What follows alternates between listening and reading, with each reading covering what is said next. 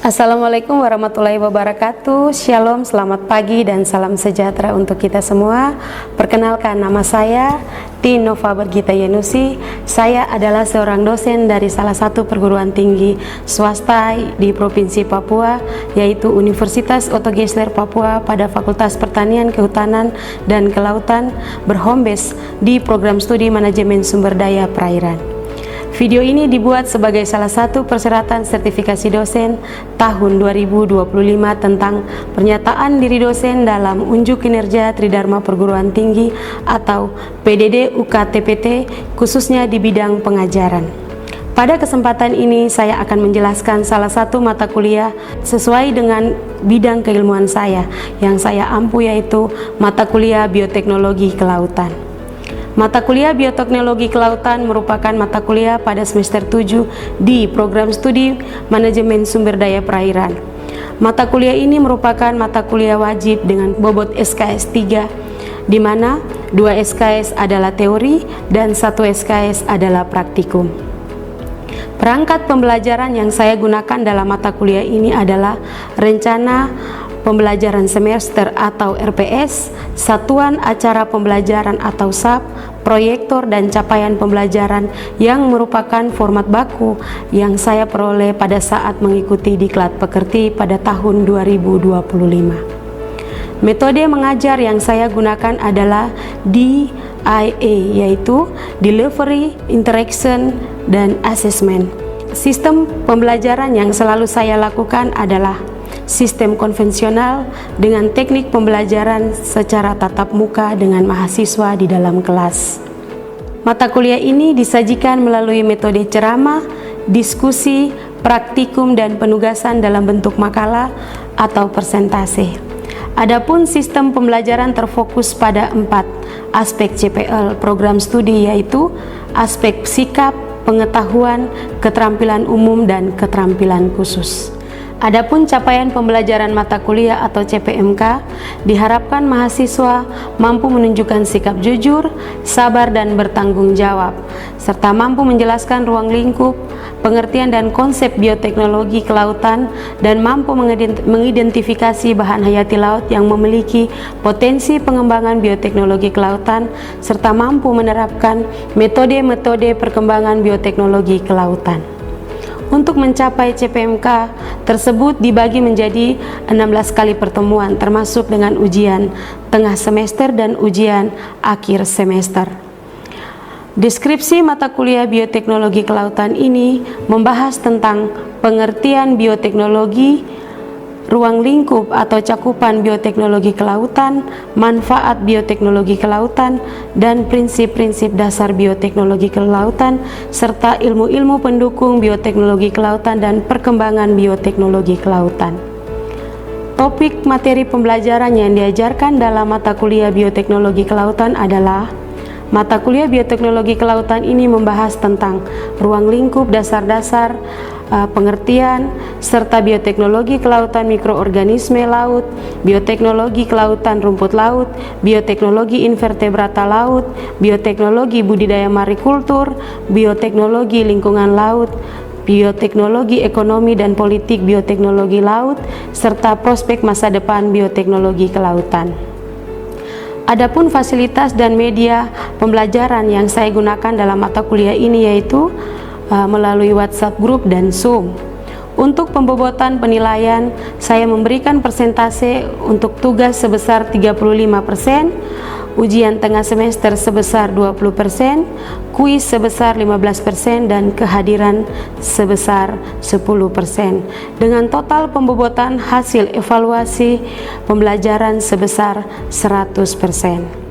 Dan berikut merupakan video dari proses pembelajaran mata kuliah Bioteknologi Kelautan untuk materi kedua, yaitu dengan topik Bioteknologi Mikroorganisme. Demikian pemaparan materi tentang PDD UKTPT saya. Akhir kata saya ucapkan terima kasih dan selamat menyaksikan proses belajar mengajar saya di kelas dengan mata kuliah Bioteknologi Kelautan. Salam.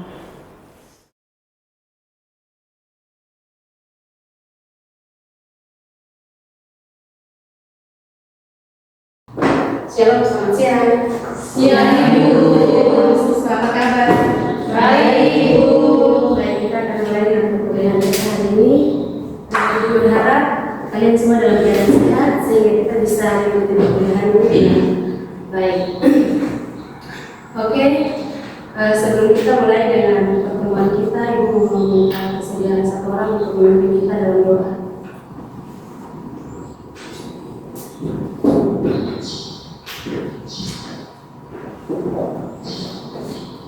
Baik Ibu dan teman-teman, mari sebelum memulai perkuliahan pada siang hari ini, mari kita satukan hati kita dalam berdoa ini. Allah Bapa sumber kehidupan, kami bersyukur kepadamu di siang hari ini kami masih bisa berkumpul di tempat ini untuk memulai aktivitas kami sebagai dosen dan sebagai mahasiswa dalam proses belajar mengajar. Bimbingkan Tuhan kami sebagai mahasiswa supaya nanti apa yang diberikan dosen kami bisa kami terapkan, bisa kami pahami, dan kami bisa terapkan juga di masyarakat, keluarga. Bimbingkan Tuhan dalam perkuliahan hari ini, semoga Engkau selalu bersama kami kini dan sepanjang segala masa. Ini doa kami Tuhan, kami serahkan kepadamu melalui kedatangan Yesus Kristus Tuhan dan pengantara kami. Amin. Terima kasih. Baik, kita akan mulai dengan perkuliahan kita hari ini, yaitu mata kuliah Bioteknologi Kelautan. Sebelum kita mulai, Ibu akan absen mengecek presensi kehadiran. Silakan mendengar nama yang ada di dalam absen ini. Apollos Benda, Ya hadir Ibu. Julens, Ya hadir. Prayeti, Noni, Ya hadir. Alexius, Hadir Ibu. Julian, Hadir Ibu. Gracia, Ya hadir. Michael, Melania, Hadir Ibu. Artes, Hadir Ibu. Nehemia, Ya hadir Ibu. Novela, Hadir Ibu. Fabiola, Hadir Ibu. Penina, Hadir Ibu. Vita Yanusi. Baik, ada beberapa teman-teman kalian yang tidak masuk. Kita akan lanjut dengan perkuliahan materi kita, yaitu mata kuliah tentang bioteknologi kelautan. Sebelum kita mulai, yang ingin Ibu sampaikan bahwa ini merupakan pertemuan kedua ya. Kita punya pertemuan kedua dari mata kuliah bioteknologi kelautan. Jadi pada prinsipnya Ibu mau bertanya dulu. Kita mengulas sedikit tentang pertemuan pertama. Ini pertemuan pertama kan kita sudah ketemu, kita perjanjian kontrak perkuliahan ya. Kemudian kita belajar tentang 2 minggu bioteknologi, kemudian pengertian bioteknologi menurut para ahli ya. Coba Ibu minta sedikit penjelasan, ada yang bisa mengulas kembali tentang apa itu pengertian dari bioteknologi kelautan. Bioteknologi kelautan adalah penerapan bioteknologi pada organisme laut untuk menghasilkan produk dan proses baru yang bermanfaat. Ini mencakup berbagai aplikasi seperti pengembangan bahan bahan kimia, enzim, dan biofilm, dan sebagainya. Oke, itu merupakan pengertian dari bioteknologi kelautan. Pada pertemuan pertama kita banyak mengulas tentang pengertian dari bioteknologi kelautan menurut beberapa para ahli. Ya, jadi pada pertemuan kedua kali ini kita mengulas tentang bioteknologi mikroorganisme laut. Ya, sebelum kita lanjutkan juga pertemuan pertama juga kita melihat tentang bagaimana ruang lingkup pengertian dari bioteknologi. Ada yang bisa sebutkan berapa ruang lingkup bioteknologi kelautan? Saya Ibu. Ya, silakan. Ruang lingkup bioteknologi sangat luas, mencakup berbagai bioilmu dan penerapannya dalam kehidupan manusia. Ada 2 ruang lingkup. Yang pertama ada bioteknologi, bioteknologi konvensional, dan bioteknologi modern. Bioteknologi konvensional memanfaatkan organisme hidup secara langsung untuk menghasilkan produk seperti fermentasi. Oke, baik. Terima kasih untuk jawabannya. Jadi Ibu berharap bahwa pada pertemuan pertama itu kita sudah mengulas tentang ruang lingkup bioteknologi, kemudian apa itu pengertian dari bioteknologi. Selanjutnya materi hari ini pengertian pertemuan pertama sudah sangat membantu kita untuk kalian bisa paham apa itu bioteknologi, ya. Jadi kita akan membahas tentang mikroorganisme laut. Bioteknologi mikroorganisme laut. Jadi tujuan pembelajaran kita pada satuan acara perkuliahan pada materi mata kuliah bioteknologi ini adalah yang pertama, mahasiswa mampu menjelaskan penerapan metode bioteknologi mikroorganisme. Yang kedua, mahasiswa mampu mengaplikasikan metode bioteknologi mikroorganisme laut. Ya, ini merupakan dua tujuan pembelajaran kita pada pertemuan dengan topik bioteknologi mikroorganisme laut. Paham ya? Kita lanjut. Kemudian, yang pertama kita lihat definisi dari mikroorganisme. Apa itu mikroorganisme? Mikroorganisme itu merupakan organisme atau makhluk hidup yang berukuran sangat kecil yang tidak bisa dilihat dengan mata telanjang, tetapi memerlukan alat bantu. Alat bantu itu disebut dengan mikroskop. Oke. Pada gambar depan kalian bisa lihat di sana merupakan merupakan berbagai macam jenis mikroorganisme seperti bakteri, ini merupakan bakteri, kemudian virus dan lain-lain sebagainya. Kita lanjut, bisa paham ya pada slide ini? Bisa. Lanjut. Kemudian apa saja yang termasuk dalam mikroorganisme laut? Yang termasuk dalam mikroorganisme laut itu adalah bakteri, fungi atau jamur, mikroalga, virus dan plankton. Semua mikroorganisme kecil ini tidak bisa dilihat dengan mata telanjang, tetapi membutuhkan alat bantu yang dimaksud itu seperti yang tadi sudah kalian sebutkan pada slide kedua, ya, adalah mikroskop, karena semuanya merupakan organisme-organisme yang sangat kecil. Paham ya? Kita lanjut. Kemudian bakteri itu merupakan organisme uniseluler yang tidak memiliki inti atau sel sejati. Artinya bahwa organisme yang hanya memiliki satu inti sel saja, tidak lebih. Ya. Kemudian yang kedua, archaea. Archaea itu mirip dengan bakteri, tetapi strukturnya berbeda. Struktur ini terkait dengan morfologi tubuh. Ya, paham ya? Oke, lanjut. Kalau protozoa, protozoa juga masuk dalam kategori golongan mikroorganisme.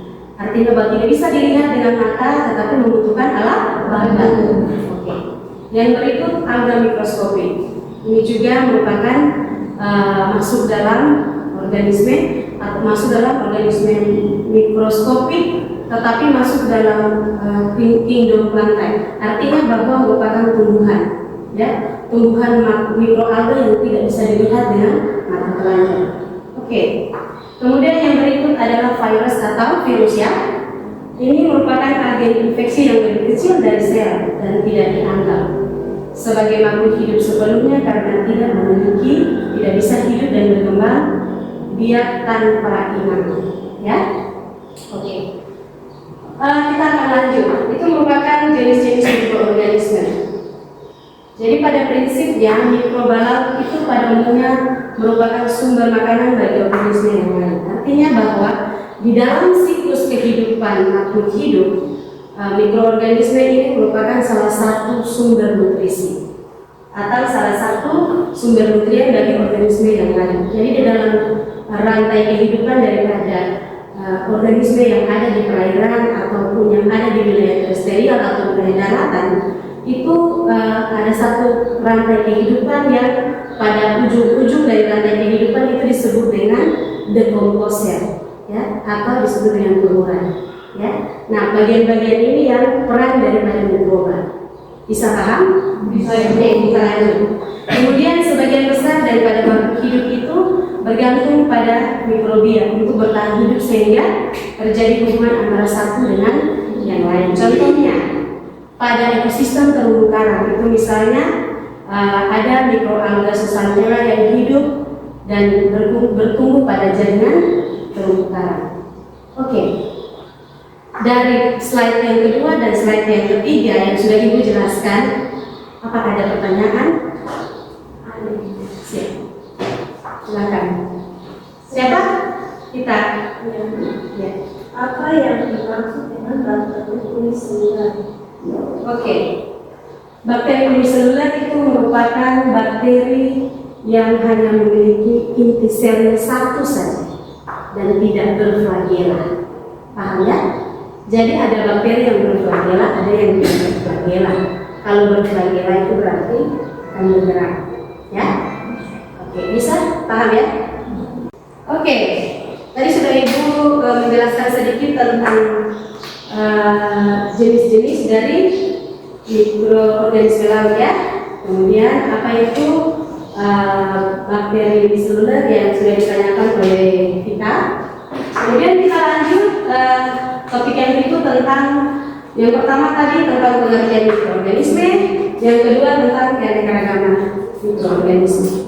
Yang dimaksud dengan keanekaragaman itu berarti berbagai jenis ya, bervariasi ya. Kita dimaksud dengan keanekaragaman. Jadi sifat terpenting dari mikrobia adalah keanekaragaman dan kemampuan mereka tinggal di habitat yang tampaknya tidak mungkin dihuni makhluk hidup yang lain atau melakukan proses yang tidak dapat dilakukan oleh makhluk hidup yang lain. Kenapa? Makanya disebut organisme tersebut tidak bisa dilihat dengan mata telanjang, ya, tetapi kita memerlukan alat bantu. Karena biasanya organisme ini, mikrobia maupun mikroorganisme yang lain, itu mereka hidup biasanya kehidupan daripada mikrobia itu lebih banyak kehidupannya diibaratkan seperti menumpang atau istilahnya apa yang istilah simbiosis, kehidupan simbiosis daripada makhluk hidup. Ingat ya, itu masih kalau tidak salah pelajaran SD SMP, ada simbiosis mutualisme, ya parasitisme dan lain-lain ya. Oke, jadi itu tidak jelaskan terlalu panjang terkait itu ya. Oke, kita lanjut. Kemudian mikrobia ini dijumpai pada semua habitat di laut. Habitat itu merupakan tempat hidup, ya. Jadi habitat di laut. Pertemuan antara permukaan air laut dan atmosfer itu disebut habitat neostom, ya. Kemudian di mana kaya akan bahan organik dan sering mengandung jumlah keragaman mikrobia yang sangat tinggi. Oke? Ada pertanyaan? Jelas ya? Jelas. Oke, kita lanjut. Kemudian materi yang berikut tadi B tentang keanekaragaman, yang berikut tentang sifat-sifat mikrobia laut. Jadi pada prinsipnya sifat-sifat khas dari mikrobia laut ini merupakan yang pertama, morfologi sel itu bersifat gram negatif. Misalnya bakteri berbentuk apa, bergerak seperti apa, yang tadi sudah dijelaskan di awal bahwa bakteri itu memiliki flagela atau alat gerak ya.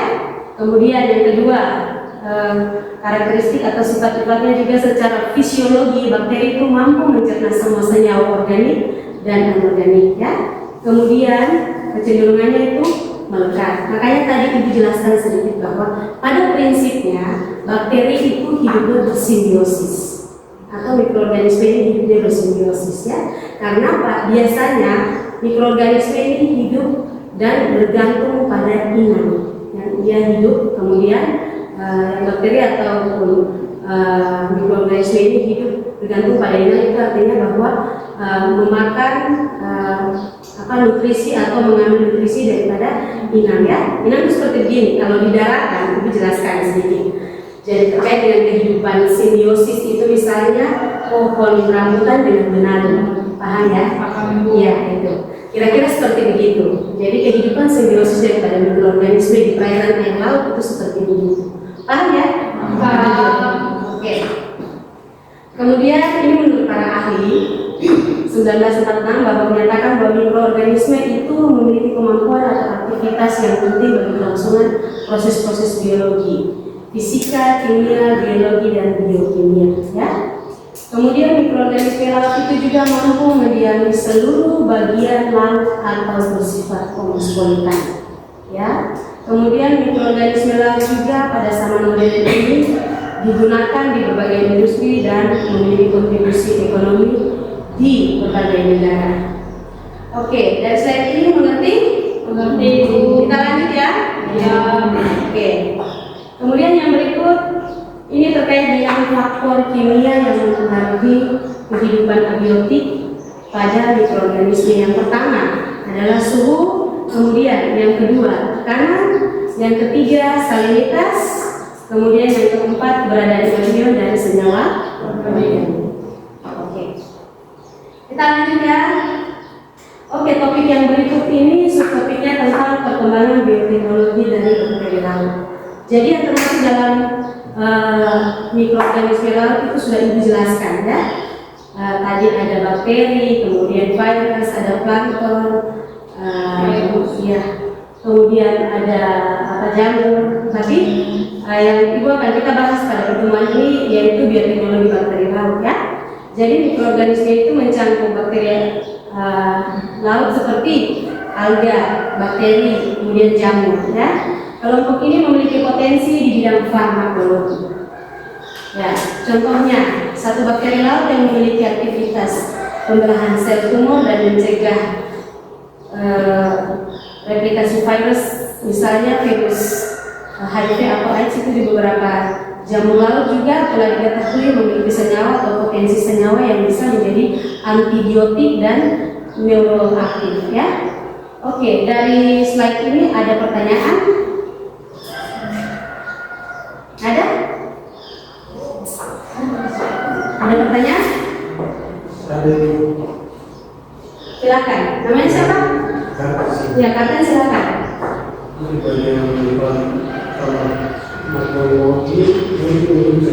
Oke. Pengertian farmakologi. Ada yang tahu tentang farmakologi? Tidak ada. Kalau farmakologi itu pada prinsipnya farmakologi itu merupakan ilmu yang mempelajari tentang obat-obatan. Ya. Jadi tadi di ruang lingkup yang sudah dijelaskan oleh teman kalian, bahkan di pertemuan kita awal itu kita banyak menyinggung tentang farmakologi. Kemudian ada beberapa cabang ilmu yang tidak bisa berdiri sendiri dengan cabang bioteknologi karena bioteknologi itu merupakan ilmu interdisipliner. Jadi tidak bisa berdiri sendiri. Yang akan ada di dalam bidang bioteknologi itu ada biokimia, ada biologi, ada fisika, ada kimia, ada farmakologi. Ya, paham ya? Paham. Oke, kita lanjut. Kemudian mikrobial juga telah diketahui sebagai metabolit sekunder. Metabolit sekunder ini merupakan senyawa kimia yang dihasilkan organisme laut seperti tumbuhan, kemudian mikroorganisme laut dan hewan laut. Kemudian metabolit sekunder yang dihasilkan merupakan hasil simbiosis dengan organisme lain dari pada mikroorganisme yang hidup di laut. Nah, yang berikut juga menjelaskan tentang metabolit sekunder itu misalnya sebagai antibiotik, antitoksin atau racun, kemudian tetrodiksin dan saksitosin dan lain-lain. Jadi itu merupakan aplikasi daripada metabolit sekunder. Kemudian yang dihasilkan oleh organisme laut juga yang hidup dan bersimbiosis, misalnya pada jamur, bakteri, karang, terumbu karang, coral reef dan Bionoflagellata. Ya, itu merupakan organisme-organisme yang dimana mikroorganisme ini melakukan kehidupan simbiosis, ya. Kemudian mengambil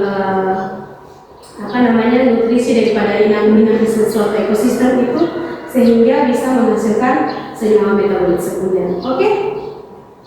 Ada pertanyaan lagi? Oh ya, silakan. Saya ingin bertanya, apa fungsi metabolit sekunder? Oke. Fungsi dari metabolit sekunder ini merupakan senyawa esensial pada suatu organisme. Ya, bukan saja ada di mikroorganisme, tapi di semua organisme entah yang ada di perairan ataupun yang ada di wilayah terestrial itu memiliki senyawa metabolit sekunder. Ya, Jadi fungsinya itu pada prinsipnya untuk mempertahankan diri, ya, dari predator dan lain-lain. Misalnya, ini jelaskan contoh konkret ya. Misalnya, kalau anak perikanan biasanya ke laut, ke wilayah pesisir, kemudian lihat kenapa rumput laut atau lamun bisa hidup dan berkembang di bawah pembuangan sampah antropogenik yang tinggi. Artinya di bawah kolong rumah masyarakat, di bawah comberan pembuangan sampah. Kenapa bisa organisme ini hidup dan bertahan bahkan berkembang belum liar di banyak? Itu karena memiliki senyawa metabolit sendiri. Artinya bahwa senyawa yang pada suatu saat berada pada lingkungan ekstrim dikeluarkan seperti itu. Oke, bisa ya. Jadi contoh konkret yang paling bisa dipahami itu dengan bahasa sederhana bahwa metabolit sebenarnya itu merupakan senyawa fungsinya untuk mempertahankan diri pada suatu lingkungan yang ekstrim. Bisa ya? Oke, kita lanjut. Kemudian senyawa metabolit sekunder yang dihasilkan oleh organisme laut ini memiliki aktivitas sebagai antibiotik yang sangat berbeda dengan antibiotik yang dihasilkan pada mikrobia darat. Ya. Kemudian senyawa bioaktif yang dihasilkan dari bakteri laut sangat penting dalam bidang bioteknologi. Contohnya kelompok cyanobacteria yang menghasilkan senyawa antimikrotubular dan memiliki kemampuan sebagai antitumor. Oke, dari slide ini bisa dipahami? Bisa ya? Karotenoid, pigmen karotenoid ya. Jadi di pigmen karotenoid itu rata-rata senyawa yang menghasilkan antioksidan. Jadi pigmen karotenoid itu seperti misalnya kalau di tumbuhan terestrial atau di wilayah daratan itu seperti tomat, pepaya, cabai yang berwarna orange. Ya itu memiliki potensi antioksidan yang sangat tinggi. Ya. Makanya tadi di awal itu jelaskan bahwa bidang bioteknologi kelautan ini merupakan salah satu potensi ilmu yang berkembang untuk rekayasa genetika. Ya, nah, itu sudah ada di pertemuan kita pada awal pertemuan terkait dengan molekul dan lain-lain. Oke, bisa ya? Bisa Ibu. Kita lanjut ya. Oh iya, jadi kita sudah selesai. Ada pertanyaan? Dari pertemuan kita hari ini, pertemuan kedua tentang bioteknologi mikroorganisme. Tidak ada. Oke, kalau tidak ada, Ibu pikir kelas kita sampai di sini saja. Kita akan ketemu pada pertemuan ketiga di minggu depan. Sekian dan terima kasih pertemuan kita hari ini. Shalom dan selamat siang.